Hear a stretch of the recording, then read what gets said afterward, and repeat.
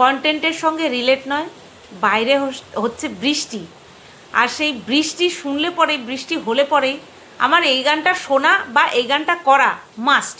সেটা হচ্ছে চেহারে পে তেরে खुद को मैं ढूंढूं,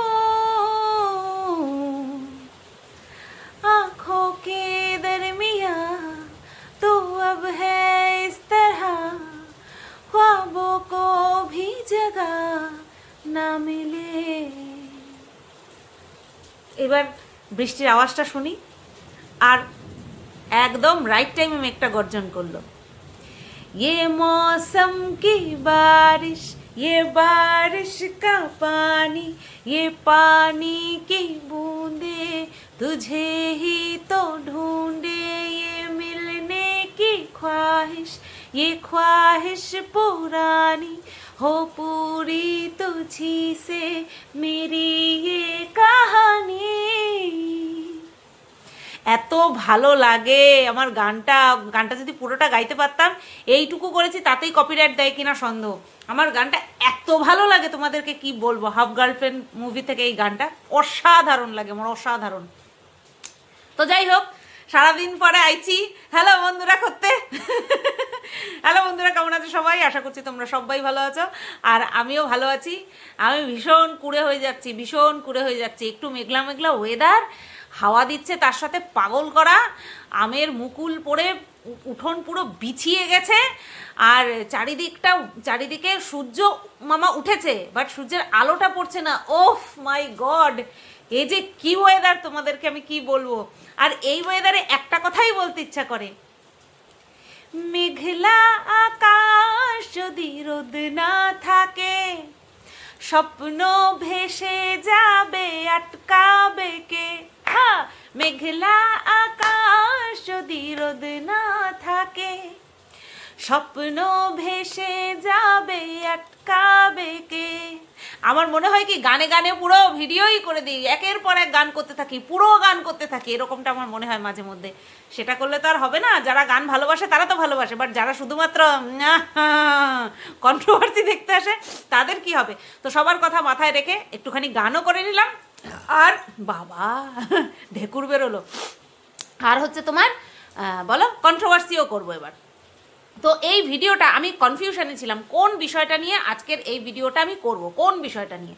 তো ভাবলাম যেহেতু রাত হয়েই গেছে, তার জন্য দুটো ভিডিও নিয়ে, মানে দুজনের ভিডিও নিয়ে একটা ভিডিও। আর সেই দুজনের ভিডিও হলে হবে কি, দুটো ভিডিও একসাথে, মানে ওতপ্রোতভাবে তারা যুক্ত, না চাইতেও তারা যুক্ত। নদীর এই কুললে আমি আর ওই কুললে তুমি, তারপরেও কন্ট্রোভার্সি ক্রিয়েটাররা জুড়ে দিয়ে যায় সেটা হচ্ছে বাচ্চার বাবা আর মিনা। বুঝতে পেরেছো? তো চলো শুরু করি। বাচ্চার বাবার বাচ্চাকে নিয়ে খেলার অভ্যাস এখনো গেল না। বুঝতে পেরেছো? এখনো গেল না। সেটা কিসের থেকে বলছি, কেন বলছি? ভেরি রিসেন্ট বাচ্চার বাবার কোর্টে ডেট ছিল, ঠিক আছে? কোর্টে ডেট ছিল, তো সেই কোর্টের বিষয় নিয়ে শুনতে শুনতে মানুষ হেজিয়ে গেছে। হ্যাঁ, কোনো যদি ফাইনাল একটা খবর আসে, সেই বিষয়টা নিয়ে মানুষের ব্যাকুলতা থাকবেই, বা অ্যাট্রাকশন, কৌতূহল যেটাকে বলে, কৌতূহল থাকবেই। বাট এই প্রত্যেক 3 মাস 6 মাস অন্তর অন্তর কোর্টে হাজিরা দেওয়া, এটা নিয়ে মানুষের এখন আর বিশেষ কিউরিসিটি নেই। বুঝতে পেরেছো? এবার সেটা কিন্তু আমরা সবাই বুঝতে পারি। তো তার জন্যই বাচ্চার বাবা এই কোর্টে যাওয়ার বিষয়টাকে নিয়ে কি খেললো, যে ছেলে পাগলের মতন খুঁজছিল। যদিও বা আমরা সেই পাগলামির কোনো কিছুই দেখতে পাইনি, কারণ বাচ্চার তো অভ্যাস হয়ে গেছে এরকমভাবে থাকা, তাই না? কিন্তু বাচ্চার বাবার সেই অভ্যাসটা যায়নি। বাচ্চারও যেমন অভ্যাস হয়ে গেছে, বাচ্চার বাবারও তেমনি অভ্যাস সব সময় বাচ্চাকে শিখণ্ডি করে টাইটেল থাম্বনেল দেওয়া, ভিডিওতে বলা, সবাইকে, সামনের মানুষগুলোকে ছোট করার চেষ্টা করা, ঠিক আছে? এইবার এই যে ছোট করার চেষ্টা, এটা সবাই বুঝতে পেরে গেছে এখন। এই কারণের জন্যই বাচ্চার বাবার ভিউজ কিন্তু মিনার থেকে কম। মিনা কিন্তু এখন তার ভিডিওতে কোনো রকম ওই যে বলে না, এই তো এর হাত দেখা যাচ্ছে, ওর পা দেখা যাচ্ছে, ওর মুখ দেখা যাচ্ছে, ওর ছায়া দেখা যাচ্ছে, ওর ব্যাগ দেখা যাচ্ছে, লুঙ্গি দেখা যাচ্ছে, গেঞ্জি দেখা যাচ্ছে, কোনো কিচ্ছু এরকম থাকে না মিনার ভিডিওতে। মিনার ভিডিও এখন পুরো পরিষ্কার। আর এটা দেখে মিনার যে এখন বর্তমানে মিনার লাইফে কেউ নেই, ঠিক আছে, সেটা কিন্তু পরিষ্কার হয়ে গেছে। এবং আমি মন থেকে চাই মিনার লাইফে অবশ্যই কেউ আসুক, কিন্তু সেটা মিনা সেটেল হয়ে যাওয়ার পরে, এবং এমন কেউ আসুক যে কিনা শুধুমাত্র মিনার জন্য আসবে, মিনার ওই ফেমাস মুখ দেখে নয়, মিনার টাকার জন্য নয়, ঠিক আছে, তাহলেই ও শান্তি পাবে জীবনে, নতুবা ও শান্তি পাবে না। তো যাই হোক, সেটা নিয়ে পরে আসছি। আগে বাচ্চার বাবাকে নিয়ে কথা বলিনি। তো বাচ্চার বাবা এটাই খেলতে চেয়েছে কয়দিন ধরে। তো দেখছি ওর মার হাত ভাঙা, মানে বাচ্চার ঠাকুমার হাত ভাঙা, সেই নিয়ে সুন্দরবন ভ্রমণ করলো। কখনো দেখেছো হাত ভাঙা নিয়ে কেউ কখনো এইভাবে ক্রাউডের মাঝখানে ঘুরতে বেরোয়? তোমরা দেখেছো? আমি আজ পর্যন্ত দেখিনি। এটা আদৌ ভেঙেছে না কি হয়েছে সেটা যথেষ্ট সন্দেহ আছে। আর যদি সত্যিই ভেঙে গিয়ে থাকে তাহলে বলবো এটা হচ্ছে কেয়ারলেসপনা। এটাকে নিয়ে আমি যে ভিডিও করতে পারতাম না তা কিন্তু না, ওই একটা পয়েন্ট নিয়ে কি ভিডিও করব, সেই কারণের জন্যই দেখেছি কিন্তু আমি সবই, হ্যাঁ, বাট ভিডিও করছিলাম না। এবার একসঙ্গে অনেকগুলো টপিক জড়ো হলে পরে ভিডিও করতে সুবিধা হয়, লেন্থ একটা মানসিক স্যাটিসফ্যাকশন আসে, সব কিছুই সব দিক দিয়ে ঠিক হয়। তো তোমরা নিশ্চয়ই দেখেছো। এরকম কি তোমাদের সাহসে কুলাবে যে আমার হাতটা ভেঙে গেছে, যা একটু ঘুরে আসি, আমার পা পিছলে পড়ে গেলাম, যা একটু ঘুরে আসি, হ্যাঁ, এইটা করব, যাই একটু ঘুরে আসি, ওইটা করব, যাই একটু ঘুরে আসি, এরকম কি কখনো সম্ভব? সম্ভব না। তখন আমরা কি করব? আরও বেশি সাবধানে থাকব, যাতে করে কোনো জায়গায় বেকায়দা টাকটুক না লাগে। হ্যাঁ, যতই আমি সাবধানে থাকি না কেন, ঘরে সাবধান থাকা আর একগাদা লোকের মাঝখানে গিয়ে সাবধানে থাকা, ওটা কিন্তু মোটেও মুখের কথা নয়। এখানে আমার দুটো সম্ভাব্য কারণ, এক, হয়তো হাত ভাঙেইনি, দ্বিতীয়, হয়তো ভাঙলে পরেও কেয়ারলেস হয়ে ঘুরতে গেছে। যে কোনো দুটো একটা হবে, কারণ এরকম কিন্তু সচরাচর দেখা যায় না হাত ভাঙা নিয়ে ঘুরতে গেছে। হ্যাঁ, মানুষের ইমার্জেন্সি থাকে, জরুরি কাজ থাকে, কাজে যাওয়া লাগে, তাহলেও আমরা মানতে পারি, কিন্তু ঘোড়া হাত ভাঙা নিয়ে, ওরে বাবা না। আচ্ছা, এই বিষয়টা তো গেল। তারপরে যেই বিষয়টা নিয়ে আমাদের বাচ্চার বাবা খেলাটা করেছে সেটা হচ্ছে যে এই যে বাচ্চার বাবা কোর্টে গেছে, সেই কারণের জন্য বাচ্চা হচ্ছে পাগলের মতন খোঁজ করেছে, আর বলছে কি আর করবে, এরকমভাবে আমি যখনই বেরোই তখনই পাগলের মতন খোঁজে। ও মা, তাই নাকি? ও বাবা গো, সারাক্ষণ গোপাল ভাঁড় দেখি, কখন কোন জায়গাটায় কোন ভয়েসটাকে আমাকে অ্যাড করতে হবে সেটা না অটোমেটিক মুখ থেকে বেরিয়ে আসে। এই যে যেই ভাষায় আমি কথা বললাম, যেইভাবে কথা বললাম, সেটা হচ্ছে গোপাল ভাঁড় যে কার্টুনটা দেখায় তার মধ্যে মন্ত্রীর যে বউ আছে, সে এরকমভাবে কথা বলে। ও মা, আমি কিন্তু রান্না করতে পারবো না, আমি কিন্তু দেখবে বাপের বাড়ি চলে যাব, তখন তুমি বুঝবে, নিজেই হাত পুড়িয়ে রান্না করে খাবে, এরকম করে কথা বলে। মানে ডিটো এইভাবে কথা বলে, ঠিক আছে। আর মন্ত্রী বারবার ষড়যন্ত্র করে, আর ষড়যন্ত্র করেই, এখানেও আমাদের মন্ত্রী আছে জানো, যে সব সময় ষড়যন্ত্র করে। আর এই মন্ত্রী, গোপাল ভাঁড়ের মন্ত্রী, যখনই ধরা পড়ে যায় তখন এরকম করে, তখনই এইভাবে বলে, আমায় ক্ষমা করে দিন মহারাজ, এবারের মতন ক্ষমা করে দিন, আমার ভুল হয়ে গেছে, আর হবে না। পরের এপিসোডে আবার দেখি আবার ষড়যন্ত্র করছে। তো যেটা বলছিলাম যে বাচ্চার কোন জায়গা বলতে গিয়ে কোন জায়গায় চলে গেছি, বাচ্চার বাবা বলছে ও গেলে পরে পাগল হয়ে যায়। বাচ্চা তা যখন কত জায়গায় গেল, কত কিছু দেখলাম, এই বন্ধ করো, ক্যামেরাটা বন্ধ করো, হ্যাঁ, তারপরে কত লোকের ফটো দেখলাম, ভিডিও দেখলাম, ঘরের মধ্যে মাম্মাম এসেছে, হ্যাঁ, সেই মনে পড়ে সেই মাম্মাম, তারপরে সেই চেনাশোনা গাড়িতে করে ঘুরতে গেছিল, এই সমস্ত জায়গায় যখন বাচ্চাকে রেখে রেখে যেত, বা পুরুলিয়াতে যখন অ্যাডভেঞ্চার করতে গেছিল, ইয়েস, অ্যাডভেঞ্চার যখন করতে গেছিল, তারপরে হচ্ছে তোমার এরকম আরও ট্রিপে গেছিল, তারপরে ওই যে কি বন্দরে গেছিল, সেই সময় বাচ্চা পাগলের মতন খোঁজ করেনি? হ্যাঁ, একেবারে বুঝে বুঝে ওই যে খাপে খাপ করতে যায় আমাদের বাচ্চার বাবা। ওই কারণেই কিন্তু আজকে তার চ্যানেলের এই দশা, ধপাস করে মুখ থুবড়ে পড়েছে। কতদিন বাচ্চাকে শিখণ্ডি করে, আর কতদিন, তাই না? আছো বাবা, আসো আসো আসো, চলে আসো চলে আসো, বিদ্যুৎ ডাকছে, বাজ পড়ছে, ঘুমাচ্ছিল বেচারা, আসো চলে আসো চলে আসো, শোনা চলে আসো। তো এই বিষয়টা নিয়ে বলছে, বাচ্চার বাবা বলছে যে ও তো বাচ্চা, বোঝে না, ওকে আর কি বলবো বলো, ও এইভাবেই চলছে, ও তো আর বোঝে না যে এই কারণের জন্য কে দায়ী, কারা দায়ী, কে দায়ী, এই বিষয়টার জন্য কে দায়ী, দুজনেই দায়ী, বাচ্চার বাবাও দায়ী, বাচ্চার মাও দায়ী, সবাই দায়ী, অ্যাকচুয়ালি সবাই দায়ী, এই পরিস্থিতিটার জন্য সবাই দায়ী। তো যাই হোক, এবার কথা হচ্ছে, বলছে বাচ্চার বাবার বাচ্চাটা নাকি বুঝবে না। হ্যাঁ, আচ্ছা, আজ থেকে আরও 2 বছর আগে বাচ্চাটার বয়স কত ছিল? 3.25 বছর। যখন ছাড়াছাড়ি হয়ে যায়, মা যখন চলে যায়, তখন বাচ্চাটার বয়স ছিল 3.25 বছর। সেই 3.25 বছরেই নাকি বাচ্চা বুঝে গেছিল যে তার মা পরকীয়া করে অন্য ছেলের হাত ধরে, অন্য পুরুষের হাত ধরে বেরিয়ে গেছে। বাচ্চার বাবাই কিন্তু এই কথা বলেছিল। আর সাথে সাথে বাচ্চার বাবার তাবেদারি যারা করতো, মানে সাপোর্টে যারা ভিডিও করতো, তারাও কিন্তু বলেছিল যে শিখে নিক, বুঝে নিক, এইটুকু বয়সেই বুঝে নিক, বড় হলে তার অসুবিধা হবে না, যে তার মা এই করেছে, সেই করেছে, নোংরা নোংরা কথা আর কি বলা হয়েছিল। তা আজ থেকে 3.25 বছর আগে যদি এত জঘন্য একটা কথা ওই বাচ্চাটা নাকি জেনে গেছে, হ্যাঁ, তাহলে এই বাচ্চাটাকে এখন বলছে যে ওকে তো বললে বুঝবে না, কেন এখন এই কথা কেন বলছে? বাচ্চার বাবা নিজের মুখে বলেছিল যে ও বুঝতে পেরে গেছে যে ওর মা অন্য কারোর সাথে চলে গেছে, আর এখন নিজের সময় বলছে ও তো বাচ্চা, ওকে বোঝালে বুঝবে না। আসলে বাচ্চার বাবা যখন যেভাবে খুশি ঘরের প্রত্যেকটা মেম্বারকে নিজের মনের মতন করে আমাদের ক্যামেরার সামনে উপস্থাপন করেছে। হ্যাঁ, বড়রা নাটক করতে পারে, বাচ্চার বাবার সাথে তালে তাল মিলিয়ে বলতে পারে, আচরণ করতে পারে, কিন্তু বাচ্চাটা পারে না। পারে না তো, না পারে এখনো তো ওর মধ্যে ভগবানের বাস। ও মুখ খুললেই সত্যি কথাই বেরোবে, আর যদি মিথ্যা কথা বলতেও যায় সেটা আমরা ধরে ফেলবো, তাই না? তো যেরকম ওই যে আমি পড়ে গেছি, হাত ছুলে গেছে, মনে আছে সেই মানে রাট্টা করিয়েছিল, মানে ঠটস্থ মুখস্থ করিয়েছিল, হ্যাঁ ঠিক সেরকমই হাসিও পায় বলো। এই সমস্ত ভিডিও চোখের সামনে আসলে কন্টেন্ট না বানিয়ে পারা যায়? কুড়ে হয়ে গেছি, কুড়ে। এই বিষয়টা নিয়ে আমার গতকালকে ভিডিও বানানো উচিত ছিল, বড্ড কুড়ে হয়ে গেছি।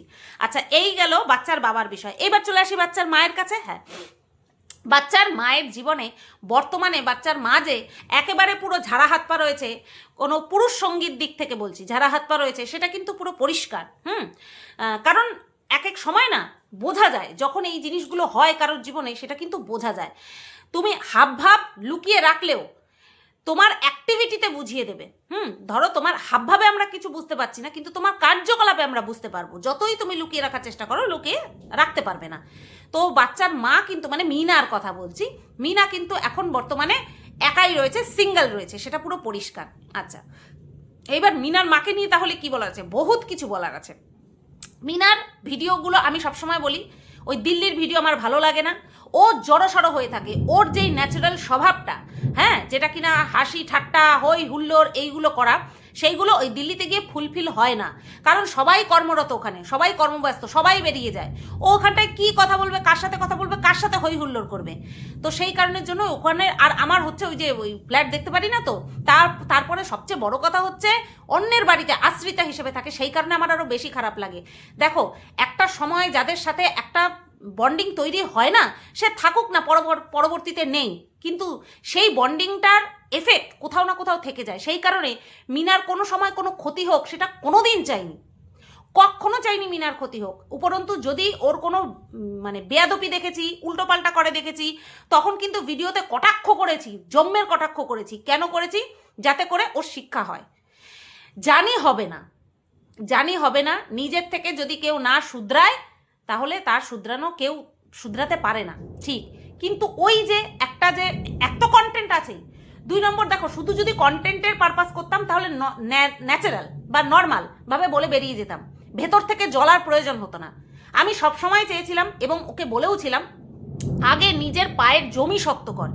এটা বলতে বলতে বলতে বলতে ভিডিওতে তোমরাই হয়তো তোমাদের কানের পোকা নড়ে গেছে, যে হ্যাঁ সুতপা বহুবার বলেছে যে তুই আগে তোর পায়ের জমি শক্ত কর, 2 কাটা হলে পরেও 1 কাটাই হোক, নিজের নামে একটা জমি কেন, নিজের নামে একটা ঘর কর, মাথার উপরে ছাদ কর। যেই পয়সাও খরচা করেছে আরামসে ইলাহি ঘর হয়ে যেত ওর, উইথ জমি, জমি সহ ওর ইলাহি ঘর হয়ে যেত। ও যেই পয়সা খরচা করেছে, উল্টোপাল্টা খরচা করেছে, ওয়েস্ট করেছে, বেটার ওয়ার্ড হচ্ছে ওয়েস্ট করেছে যেই টাকা, তাই দিয়ে ওর কিন্তু নিজের একটা পরিচয়, নিজের একটা জায়গা, নিজের একটা বাসস্থান তৈরি করে নিতে পারতো। তারপরে থাকতো ও বাবা মার সাথে, বাবা তো নেই চলো ছাড়ো, মানে পৃথিবীতে আছে বাড়িতে নেই, হ্যাঁ, তারপরেও থাকতো বৌদির সাথে, তার একটা জোরই আলাদা থাকতো, একটা জোরই আলাদা থাকতো যে নিজের নামে একটা কিছু করতে পেরেছি।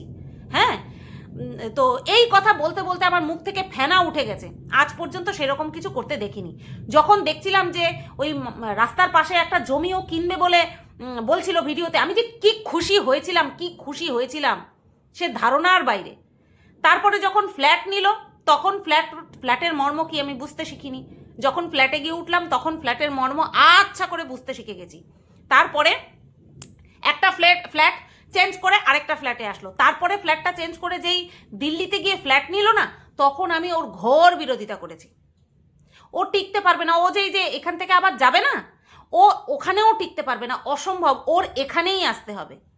মানুষের একটা যে ন্যাচারাল যে থাকে না, ভেতরের যে আত্মা থাকে, সেই আত্মাটাকে আমরা মেকআপ করে সাজিয়ে গুছিয়ে ওয়েস্টার্ন লুক দিতে পারি, কিন্তু আমাদের ভেতরে রয়েছে গ্রাম্য স্বভাব, সেটাকে আমরা বেশি দিন ওইভাবে রাখতে পারবো না।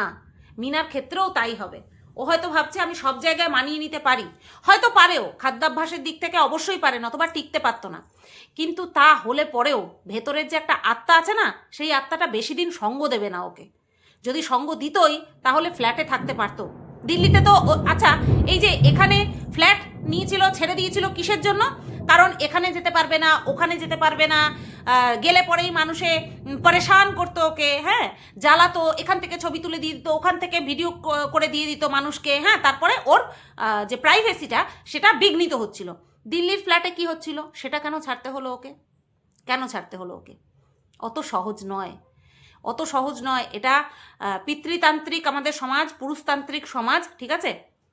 এই সমাজে মহিলাদের একা বাঁচা, শুধু মহিলা নয় গো, যতই পুরুষতান্ত্রিক সমাজ হোক, পুরুষরাও একা সারা জীবন বাঁচতে পারে না, তাদেরও কষ্ট হয়। কোনো মহিলা কি একা বাঁচে না? হ্যাঁ বাঁচে। কোনো পুরুষ কি একা বাঁচে না? হ্যাঁ বাঁচে। তাদের কাছে গিয়ে জিজ্ঞেস করো তারা কীরকম আছে। সবাই যে ভালো আছে এরকমটা না, মানুষেরই মানুষকে প্রয়োজন হয়। তো মিনাকে বলবো যে এই এখনো পর্যন্ত যা ভিউজ হচ্ছে, যা ও আর্ন করছে থ্রু প্রমোশনাল ভিডিও, যাতে করে নিজের একটা কিছু পরিচয় ও গঠন করে যে আমার কি আছে। কোনো সম্পর্ক মিন টাইমে সঙ্গ দেয় না, ওর ক্ষেত্রে বলছি, আমাদের ক্ষেত্রে, আমার ক্ষেত্রে বলছি না, ওর কথা আমি বলছি। ওর যখন ক্রাইসিস ছিল কেউ ওর সঙ্গ দেয়নি, প্রত্যেকে দ্বিতীয়বার ওকে সমুদ্রে ঠেলে ফেলে দিয়েছে। একবার তো জলে ফেলে দিয়েছিল, দ্বিতীয়বার ওকে সমুদ্রে ঠেলে ফেলে দিয়েছে। ওর প্রয়োজনের সময় ও কাউকে সঙ্গে পায়নি, ও ইন ফিউচারেও পাবে না, অথচ ও সবাইকে সঙ্গ দিয়ে যাচ্ছে। সঙ্গ দিক, কোনো ইয়ে না, তাতে কোনো খারাপ কিছু নেই।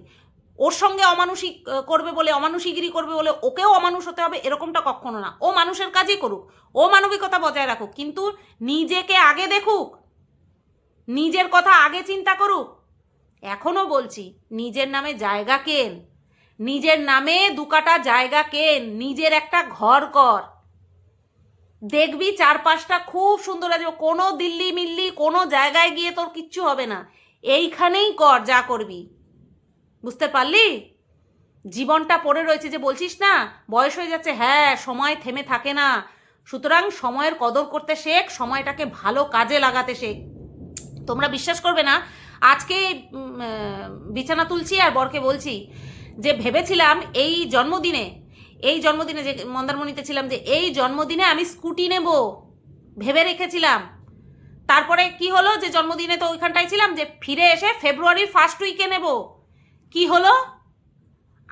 আমরা যেটা প্ল্যান করে রেখেছিলাম সেটা কি হলো? হলো না। যেটা ভালো সেটা আমাদের সামনে আসলো, চুজ করার কিন্তু আমাদের উপরে ছিল। ভাগ্য কোন দিকে নিয়ে যাচ্ছে সেটা তো আছেই, তার সাথে সাথে আমি কোনটা চুজ করব, আমার সামনে অনেকগুলো দরজা খোলা আছে, আমি কোন দরজাটা চুজ করব সেইটা কিন্তু আমার চিন্তা ভাবনা। আমি কি ভাবলাম, যে না, আগে একটা দোকান নিই, নিজের দোকান তো করা সম্ভব না এখনকার দিনে, ও চিন্তার বাইরে। আগে একটা দোকান নিই, সেই দোকানটা আগে চালু করি, সেখানটায় আমি যেই টাকা দিয়ে আমি স্কুটি কিনবো, হ্যাঁ তার ডবল যাবে, তার ডবলের ডবল যাবে, কিন্তু তা হলেও আমি সেইটা আগে করি, তারপরে ওখান থেকে যদি আমি উপার্জন করতে পারি, ভগবানের আশীর্বাদ যদি থাকে, সেই টাকা দিয়ে আমি একটা স্কুটি নিতে পারবো। সুতরাং আমার ফার্স্ট নিডটা কি ছিল? ইনকামের রাস্তাটা তৈরি করা। একটা স্কুটি কিনলে পরে সেই স্কুটিটা কিনতে পয়সা যাবে, তারপরে তার পিছনে তেল কিনতেও পয়সা যাবে, অর্থাৎ শুধু ইনভেস্ট হবে। কিন্তু এই যে দোকানটা নিলাম, এখানটায় ইনভেস্ট করলাম এখান থেকে উপার্জন করার জন্য। সুতরাং আমি কোনটা চুজ করব সেটা একান্ত আমার ব্যক্তিগত ব্যাপার। আমি মিনাকে কখনো খারাপ বুদ্ধি দিইনি, সব সময় ভালো বুদ্ধি দিয়েছি। যখন শোনেনি তখন কন্ট্রোভার্সি ক্রিয়েটার হিসাবে শুধু নয়, যে একটা ভালো সম্পর্ক তৈরি হয়েছিল সেইখান থেকে ওকে কটাক্ষও করেছি, তবে ওর খারাপ চেয়ে কখনো কটাক্ষ করিনি, সব সময় ওর ভালো চেয়ে ওকে নিয়ে বলেছি। এই ছিল আজকের এই ভিডিও। তোমাদের কেমন লাগলো অবশ্যই কমেন্ট করে জানিও। আমার সবাই ভালো থেকো, সুস্থ থেকো। আমার কথা অনেকেরই, যারা কিনা আমাকে দেখতে পারে না, তাদের খারাপ লাগে। তবে একটা কথা বলি, আমি এখানে কাউকে খুশি করতে বসে নেই, বিশ্বাস করো, আমি এখানে কাউকে খুশি করতে বসে নেই। আমি নিজের মত প্রকাশ করি, আর সেই মতের সঙ্গে যাদের সহমত পোষণ করে তারাই আমাকে ভালোবাসে। আবার অনেক সময় অসহমত হয়, কিন্তু যারা আমাকে ছেড়ে চলে যায় না, তারাই হচ্ছে আমার আসল সাপোর্টার। চলো, ভালো থেকো, সুস্থ থেকো। ভিডিওটা ভালো লাগলে অবশ্যই হাইপ করে দিও, হাইপ, শুধুমাত্র লাইক না, কমেন্ট না, তার সাথে সাথে হাইপও করে দিও, ঠিক আছে? চলো, কারণ এই কথাগুলো ভীষণ খাঁটি কথা, প্রত্যেকটা মানুষের জীবনে, শুধুমাত্র মহিলাদের জীবনে নয়, মেয়েদের জীবনে নয়, প্রত্যেকটা মানুষের ক্ষেত্রে এই কথাগুলো ভীষণ বাস্তব সত্যি কথা। আগে নিজের পায়ের মাটি শক্ত করতে হবে, তারপরে নিজের মাথার ছাদ, তারপরে দুনিয়া সবাইকে দেখে নেব ওখানে, যাদের যাদের সঙ্গে আমার সম্পর্ক রয়েছে। চলো, টাটা, গুড নাইট।